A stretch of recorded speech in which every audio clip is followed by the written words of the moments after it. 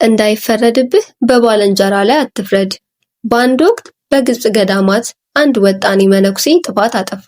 ስርዓተ ገዳም አፋለሰ ተብሎ መናንያኑ ጉዳዩን እንዲያዩና እንዲወስኑበት ከየበዓታቸው ተጠሩ። ከተጠሩት መነኮሳት መካከል አንዱ ኢትዮጵያዊ ሙሴ ጸሊም ነበር።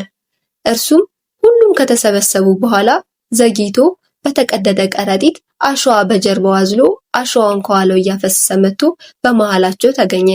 የተሰበሰቡት መነኮሳትም አባ ሙሴን ይህን ስለምን አደረግከው ብለው በጠየቁት ጊዜ በሐዘን ተውጦ በጀርባዬ የማላያቸውን ስፍር ቁጥር የሌላቸውን ኃጢአቶችን ተሸክሜ ሳለሁ በወንድሜ ለመፍረድ መጥቻለሁ አላቸው። መነኮሳቱም እጅግ ተጸጸቱ። ጉባኤውም ፍርዱን ትቶ ተበተነ። እንዳይፈረድብህ በባልንጀራ አትፍረድ የሚለውን የወንጌል ቃልም በተግባር አስተማራቸው። ልብን የሚነካ በዚህ በጎ ትምህርቱ መነኮሳትን ከመፍረድ ኃጢአት ታደጋቸው።